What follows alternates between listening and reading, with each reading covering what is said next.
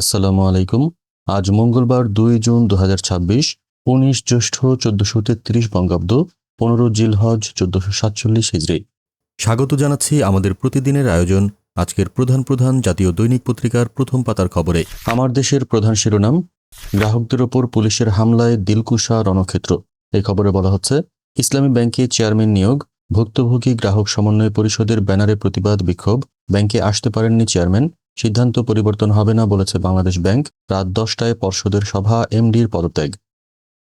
হামের প্রকোপে উন্মোচিত স্বাস্থ্য খাতের দুর্বলতা, আইসিইউ নেই 19 জেলার সরকারি হাসপাতালে। এই খবরে বলা হচ্ছে, হাম, নিউমোনিয়া ও শ্বাসকষ্টে আক্রান্ত শিশুদের মৃত্যু ঝুঁকি বাড়ছে, শয্যা সংকটে মারা যাচ্ছে কোমলমতি শিশুরা, অসহায় মা বাবা। দেশে 1620 আইসিইউ শয্যার 10%ই অচল, কোটি কোটি টাকার ভেন্টিলেটর, মনিটর ও অক্সিজেন সরঞ্জাম অব্যবহৃত অবস্থায় পড়ে আছে। ঈদের ছুটিতে বিদ্যুৎ বিভ্রাটে চরম ভোগান্তি। এই খবরে বলা হচ্ছে, কালবৈশাখীর তাণ্ডবে খুঁটি তারের ব্যাপক ক্ষতি বলেছে পিডিবি, বিদ্যুৎ সাশ্রয়ে সরকারের নতুন নির্দেশনা।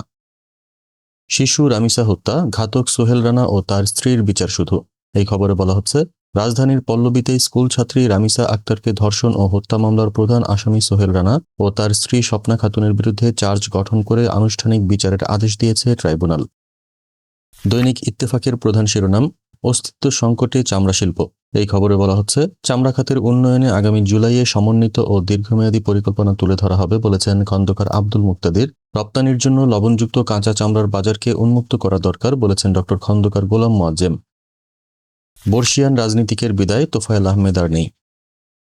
শনিবার থেকে ব্যারাকে ফিরছে সেনাবাহিনী। এই খবরে বলা হচ্ছে, এ মাসের মধ্যেই পুরো ফোর্স ব্যারাকে ফিরবে। 8 দিন হাসপাতালে 6 নবজাতকের মৃত্যু, অক্সিজেন কমে কার্বন ডাই অক্সাইড বেড়ে যাওয়াই মৃত্যুর কারণ, প্রাথমিকভাবে নিশ্চিত হল তদন্ত কমিটি।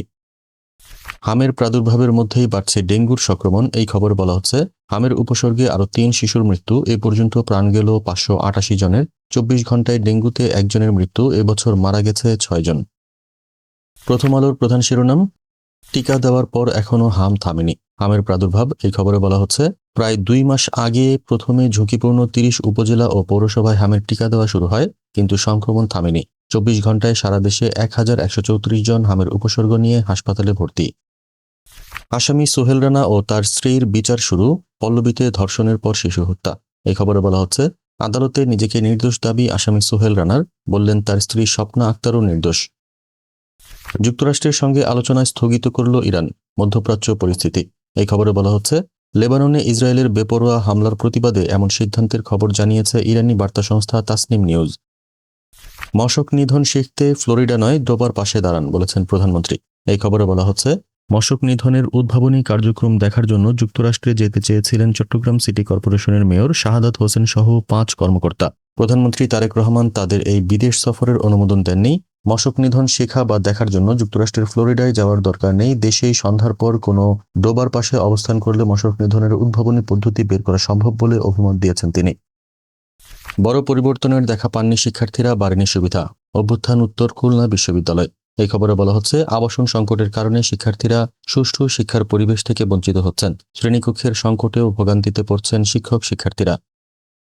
নয়া দিগন্তের প্রধান শিরোনাম, ইসলামী ব্যাংক গ্রাহকদের ওপর লাঠিচার্জ, টিয়ার শেল। এই খবরে বলা হচ্ছে, কার্যালয়ে আসতে পারলেন না নতুন চেয়ারম্যান, ভার্চুয়াল সভাও পণ্ড, অর্ধশতাধিক আহত, অবরুদ্ধ প্রধান কার্যালয়, বাংলাদেশ ব্যাংকে তলব পর্ষদ সদস্য ও এএমডিদের। লুটেরাদের সম্পদ অক্ষত, পথে পথে ঘুরছেন আমানতকারীরা। এই খবরে বলা হচ্ছে, সংকট নিরসনে পৃথক আদালতের মাধ্যমে দ্রুত মামলা নিষ্পত্তির ব্যবস্থা প্রয়োজন, বাজেয়াপ্ত সম্পদ দ্রুত বিক্রি করে গ্রাহকদের অর্থ ফেরত দেওয়ার দাবি বিশ্লেষকদের। শিশু রামিসা ধর্ষণ হত্যা মামলার বিচার শুরু। এই খবরে বলা হচ্ছে, ডলার নামে এক ব্যক্তির উপর দায় চাপিয়ে বক্তব্য সোহেলের, ডিএনএ রিপোর্ট আসামিদের বিরুদ্ধে নয়, দাবি আসামি পক্ষের।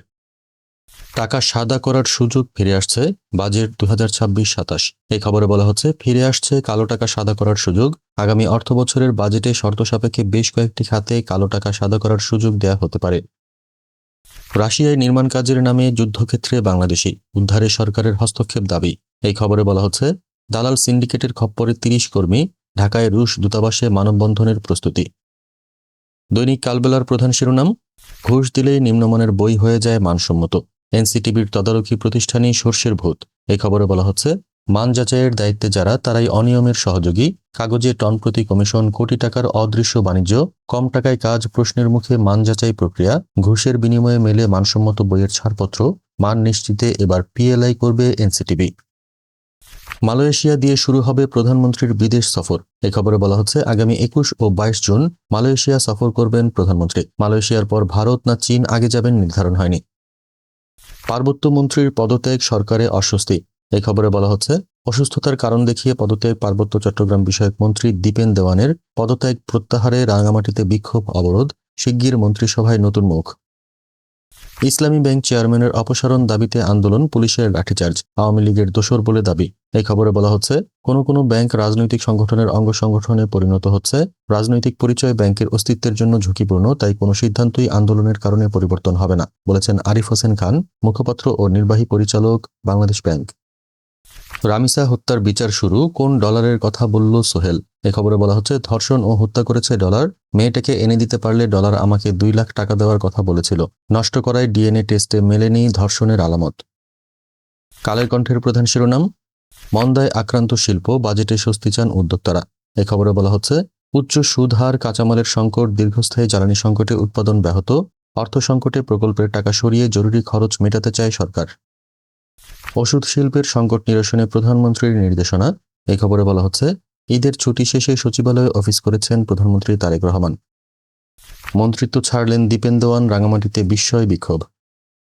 রামিসা হত্যার বিচার শুরু, আমি লাশ কাটছি, মারছে ডলার, বলেছে আসামি সোহেল। রামিসার পরিবারের পাশে জামায়াত আমির। সমকালের প্রধান শিরোনাম মন্ত্রীর পদত্যাগ সরকারে অস্বস্তি, পার্বত্য চট্টগ্রাম বিষয়ক মন্ত্রণালয়। এই খবরে বলা হচ্ছে সরে গেলেন দীপেন দেওয়ান, রাঙামাটিতে সড়ক অবরোধ, বিক্ষোভ।